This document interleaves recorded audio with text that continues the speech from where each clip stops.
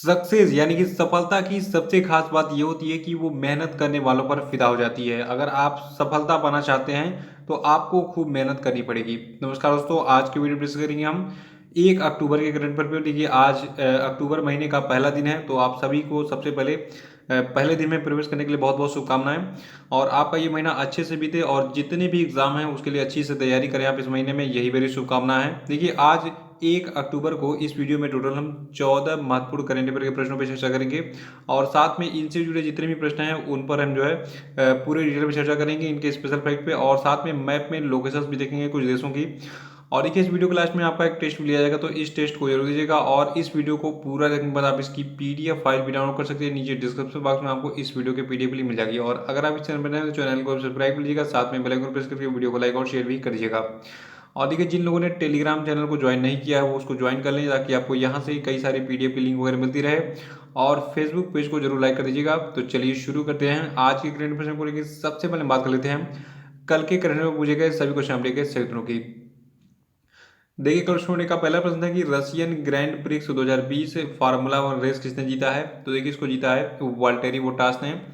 और दूसरा था कि वर्ल्ड हार्ट डे यानी कि विश्व हृदय दिवस कब मनाया जाता है? तो देखिए इसको हम 29 सितंबर को मनाते हैं। और तीसरा था कि विश्व पर्यटन दिवस किस दिन मनाया जाता है? तो देखिए विश्व पर्यटन दिवस को 27 सितंबर को मनाया जाता है। और चौथा था कि विश्व मूक बाधिर दिवस यानी कि वर्ल्ड डीफ डम डे किस दिन मनाया जाता है? तो देखिए ये भी 26 सितंबर को मनाया जाता है। और पांचवा प्रश्न है था कि द्विवार्षिक भारत जापान समुद्री द्विपक्षीय अभ्यास जाइमेक्स के चौथे संस्करण का आयोजन कहाँ पर किया गया था? तो देखिए ये प्लेस आपका रहा उत्तरी अरब सागर। और आज करंट अफेयर का पहला प्रश्न है कि हाल ही में किस व्यक्ति को film and television institute of India यानी कि FTII सोसाइटी के अध्यक्ष और गवर्निंग काउंसिल के चेयरमैन के तौर पर नियुक्त किया गया है? तो देखिए जो आपका film and television institute of India है इसके नए अध्यक्ष बनाए गए हैं शेखर कपूर, ठीक है। तो ये अध्यक्ष का भी पद संभालेंगे और साथ ही film and television institute of India के चेयरमैन का भी पद संभालेंगे, ठीक है।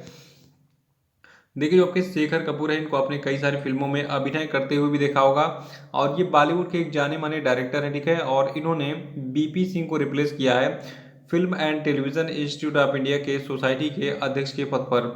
देखिए जो आपके BP सिंह हैं इनके बारे में बता दूं, देखिए इनको अभी हाल ही में कुछ दिनों पहले the Indian council for cultural relations यानी कि ICCR की जनरल असेंबली के लिए नामित किया गया था। तो ये पद खाली हो गया था और इसी के बाद जो है फिर जो आपके शेखर कपूर हैं, ठीक है, तो इन्होंने film and television institute of India के सोसाइटी के अध्यक्ष का पद जो है जो खाली हुआ था उसको संभाल लिया। दूसरा प्रश्न है कि बाबरी मस्जिद विध्वंस मामले में लखनऊ की स्पेशल CBI कोर्ट ने मामले पर फैसला सुनाते हुए हाल ही में कितने आरोपियों को बरी कर दिया है? तो देखिए इन आरोपियों की टोटल संख्या थी 32। याद रखिएगा संख्या कितनी थी? 32।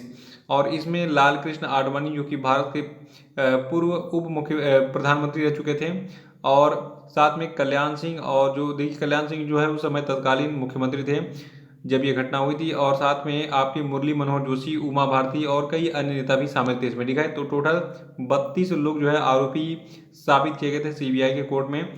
लेकिन अभी हाल ही में CBI ने कहा कि इनके खिलाफ पर्याप्त सबूत नहीं है और उनमें दम नहीं सबूतों में, इसलिए इन सभी को निर्दोष साबित कर दिया गया। देखिए CBI की विशेष अदालत ने अयोध्या में 28 साल पहले विवादित ढांचा ढहाए जाने के आपराधिक मामलों में 30 सितंबर 2020 को यह फैसला सुनाया है।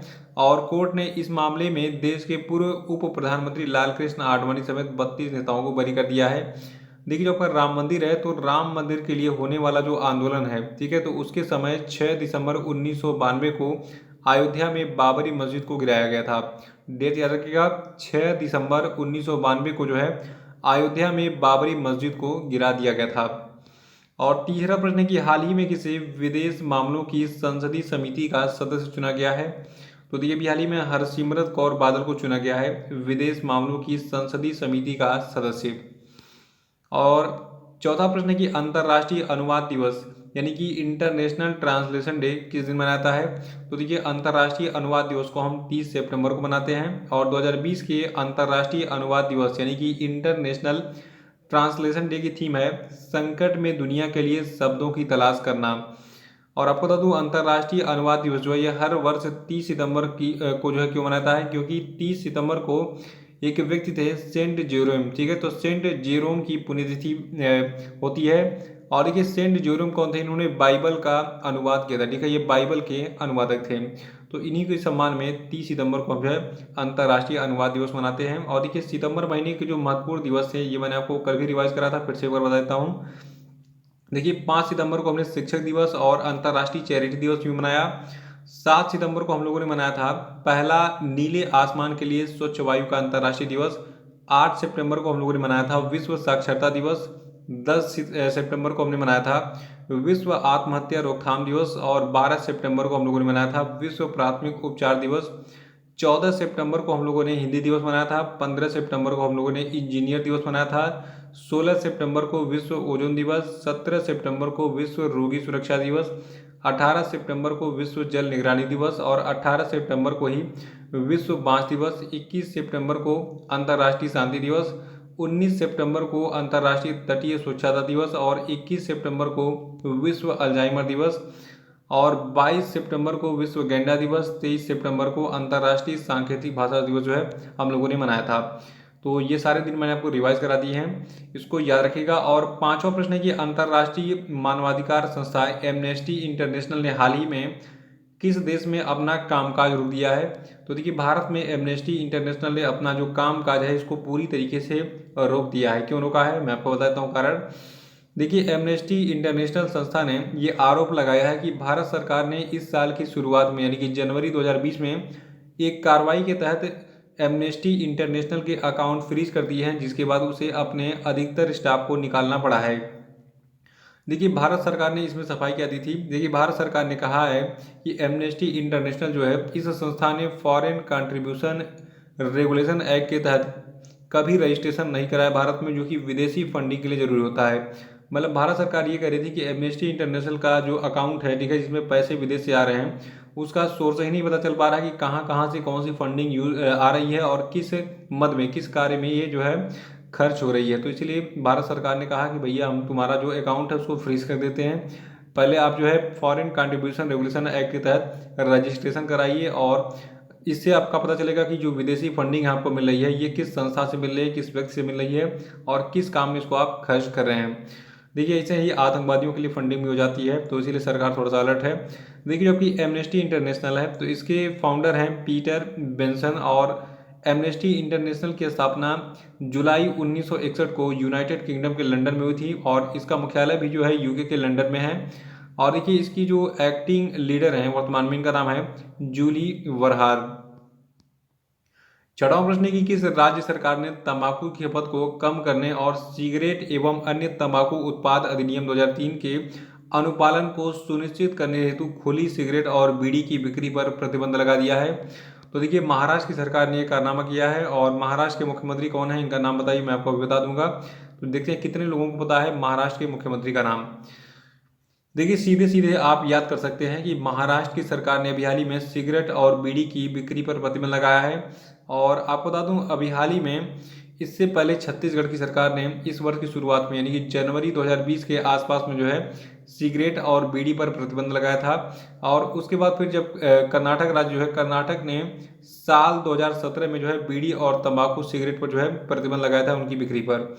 तो ये काफ़ी अच्छी पहल है। देखिए ये सारी चीज़ें बहुत हानिकारक होती हैं स्वास्थ्य के लिए। कोशिश करिए अगर आप नहीं पीते हो तो कभी मत पीजिए, अगर पीते हैं तो छोड़ने की कोशिश कर सकते हैं, बाकी आपकी इच्छा है।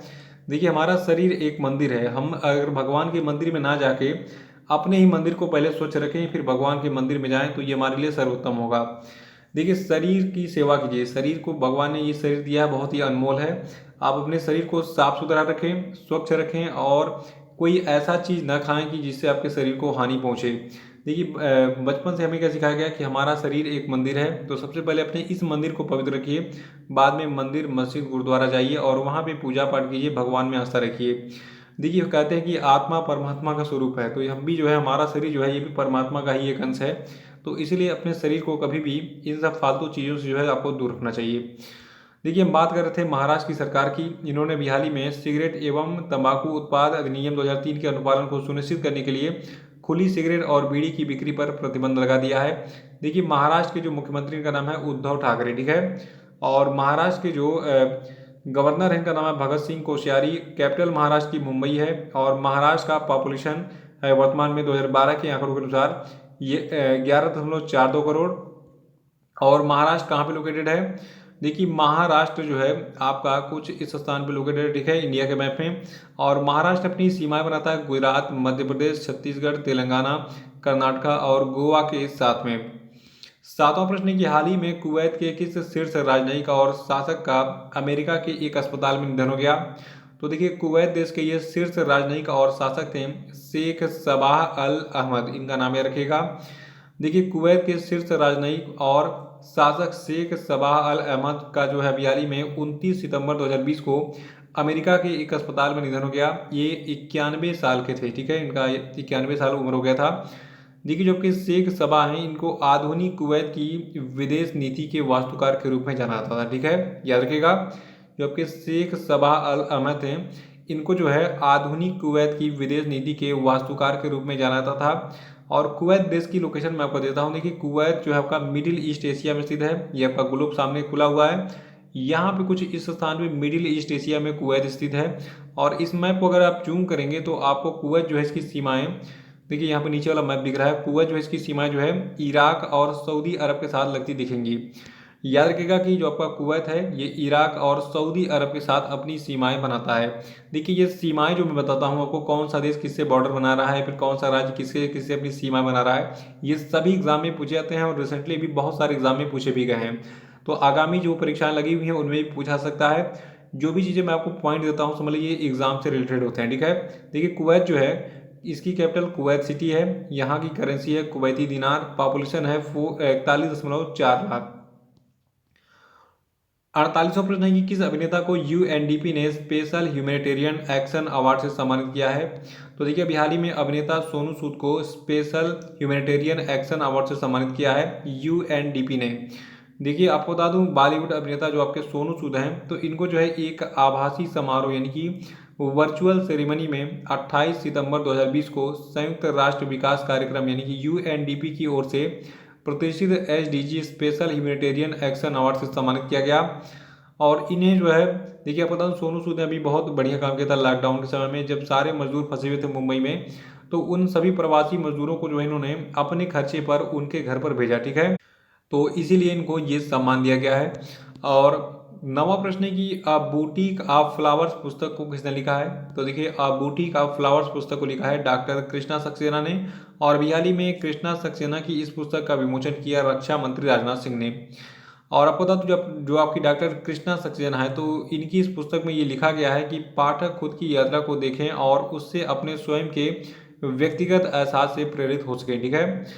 और आपको बता दूं जो आपकी डॉक्टर कृष्णा सक्सेना है इनके बारे में एक खास बात यह है कि ये 1955 में उत्तर प्रदेश के लखनऊ से पीएचडी करने वाली पहली महिला थी, ठीक है, ये खास बात है डॉक्टर कृष्णा सक्सेना के बारे में। 10वां प्रश्न की हाल ही में डॉक्टर जी एस अमूर का निधन हो गया, ये क्या थे? तो देखिए डॉक्टर जी एस अमूर जो हैं ये एक भारतीय लेखक और आलोचक थे। और ये कन्नड़ और अंग्रेजी भाषाओं के कुशल लेखक थे। इन्होंने साहित्य अकादमी पुरस्कार, राज्योत्सव पुरस्कार और भारतीय भाषा पुरस्कार सहित कई पुरस्कार जीते थे। और इनके अंग्रेजी और कन्नड़ साहित्य कुछ जो मेन है मैं आपको बता देता हूँ।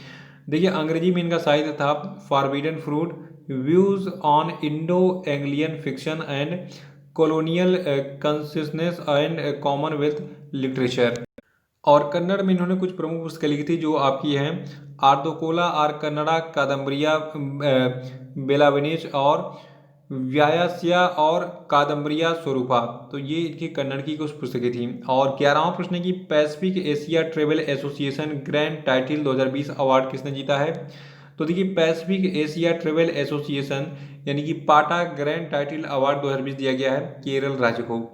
देखिए जो आपका ये पाटा अवार्ड यानी कि Pacific Asia travel association award है, ठीक है, इसके बारे में आपको जो भी चीज़ें बता रहा हूँ उसको नोट कर लीजिएगा, बहुत यूनिक इन्फॉर्मेशन है और ये एग्जाम में पूछी जाती है। देखिए जो आपका ये पाटा ग्रैंड टाइटल अवार्ड है, ठीक है, तो इसके विजेता जो होते हैं इनको 3 श्रेणियों में उत्कृष्ट प्रयोष्टियों के लिए ये प्रस्तुत पुरस्कार मतलब पुरस्कार प्रस्तुत किया जाता है। ये 3 श्रेणियाँ कौन सी हैं? पहली है विपणन यानी कि मार्केटिंग, दूसरा है सस्टेनेबिलिटी और तीसरा आपका है ह्यूमन कैपिटल डेवलपमेंट यानी कि मानव पूंजी सूचकांक। तो पाटा ग्रैंड टाइटल के जो विजेता होते हैं इनको 3 श्रेणियों में पुरस्कृत किया जाता है। और मतलब ये श्रेणियाँ हैं marketing, sustainability and human capital development. तो आइए देखते हैं इन तीनों श्रेणियों में किसको किसको कौन सा सम्मान दिया गया। देखिए जो आपका ये पाटा ग्रैंड टाइटल अवार्ड है, ठीक है, 2020 का। तो इसमें जो पहली श्रेणी है, और ये श्रेणी आपकी है पाटा grand title winner 2020 for marketing, ठीक है। तो मार्केटिंग के लिए जो आपका human by nature print campaign है केरल टूरिज्म का, ठीक है। तो इसीलिए इस कैंपेन के लिए चलाने के लिए केरल राज्य को ये सम्मान दिया गया है। तो केरल राज्य जो है इसको ये सम्मान दिया गया है केरल राज्य के केरल टूरिज्म को, किस लिए? Human by nature print campaign चलाने के लिए। दूसरी श्रेणी आपकी जो है सस्टेनेबिलिटी की, और ये पुरस्कार Anurag community lodge by Yana ventures Thailand को दिया गया है। और तीसरा जो आपका कैटेगरी है पाठा ग्रैंड टाइटल अवार्ड का, ये आपका है ह्यूमन कैपिटल डेवलपमेंट का, ठीक है। तो ये पुरस्कार दिया गया है unleashing greatness by MGM China, Macao और चाइना। और देखिए जो आपका ये पाटा अवार्ड है, ये मकाओ सरकार पर्यटक कार्यालय के द्वारा समर्थित और प्रायोजित है। और पाटा यानी कि पैसिफिक एशिया ट्रेवल एसोसिएशन के अध्यक्ष वर्तमान में Chris Bottler. Pacific Association Travel Association का मुख्यालय आपका है थाईलैंड के बैंकॉक में। तो ये सारी इंफॉर्मेशन इसका स्क्रीनशॉट ले लीजिए, इसको नोट कर लीजिएगा। 12वां प्रश्न की कौन सा बैंक कर्नाटक में स्वच्छता साक्षरता अभियान शुरू करेगा? तो देखिए ये बैंक आपका नाबार्ड है। नाबार्ड का पूरा नाम है national bank for agriculture and rural development, ठीक है। याद रखिएगा नाबार्ड का पूरा नाम क्या है? National bank for agriculture and rural development. देखिए जो आपका नाबार्ड है, ठीक है, तो ये कर्नाटक में 1 लाख ग्रामीण आबादी को कवर करने वाले 2000 गाँव में वास यानी कि वाटर सैनिटेशन एंड हाइजीन यानी कि जल स्वच्छता और स्वच्छता पर साक्षरता को बढ़ावा देने के लिए एक स्वच्छता साक्षरता अभियान शुरू करेगा। और ये अभियान 2 अक्टूबर से शुरू होगा और 26 जनवरी 2021 तक जारी रहेगा। और देखिए आपका ये नाबार्ड है, ठीक है। नाबार्ड की स्थापना 12 जुलाई 1982 को हुई थी। मुख्यालय मुंबई में है। चेयरपर्सन है हर्ष कुमार भानवाला। 13वां प्रश्न है कि किसी या फिर किन्हें जीव विज्ञान के क्षेत्र में अभी हाल ही में शांति स्वरूप भटनागर पुरस्कार 2020 दिया गया। तो देखिए शांति स्वरूप भटनागर पुरस्कार 2020 जो है ये डॉक्टर शुभदीप चटर्जी और डॉक्टर वत्सला थिरुमलाई को दिया गया है। देखिए जो आपका ये शांति स्वरूप भटनागर पुरस्कार है, इसके बारे में अब जो मैं आपको इन्फॉर्मेशन दे रहा हूँ इसको आपको नोट करना है और इसको एक बार देखिए फिर से रिवाइज भी कर लीजिएगा। देखिए आपको बता दूं जो आपका शांति स्वरूप भटनागर है, भटनागर पुरस्कार 2020 है, ठीक है। तो ये जो है जीव विज्ञान, रसायन विज्ञान, पृथ्वी वायुमंडल महासागर और गृह विज्ञान, इंजीनियरिंग विज्ञान, गणितीय विज्ञान, चिकित्सीय विज्ञान और शारीरिक विज्ञान, ठीक है। तो इन सभी विषयों में उल्लेखनीय एवं असाधारण अनुसंधान अप्लाइड या फिर मूलभूत श्रेणी के लिए जो है प्रतिवर्ष प्रदान किया जाता है। तो आइए देखते हैं इन 7 श्रेणियों में किस किस व्यक्ति ने ये पुरस्कार जीता है। तो देखिए जो आपका ये शांति स्वरूप भटनागर पुरस्कार 2020 जो आपका है, ठीक है। तो इसमें जीव विज्ञान वाली जो श्रेणी है इसके विनर हैं डॉक्टर शुभदीप चटर्जी और डॉक्टर वत्सला थिरुमलाई। रसायन विज्ञान यानी केमिस्ट्री वाला जो श्रेणी है इसके विजेता हैं डॉक्टर ज्योतिर्मयी डैश और डॉक्टर सुभी जैकब जॉर्ज। और जो आपका तीसरा है पृथ्वी वायुमंडल महासागर और गृह विज्ञान कैटेगरी, ठीक है, इसमें डॉक्टर अभिजीत मुखर्जी और डॉक्टर सुरेंदु दत्ता ने पुरस्कार जीता है। चौथी श्रेणी है इंजीनियरिंग विज्ञान, ठीक है।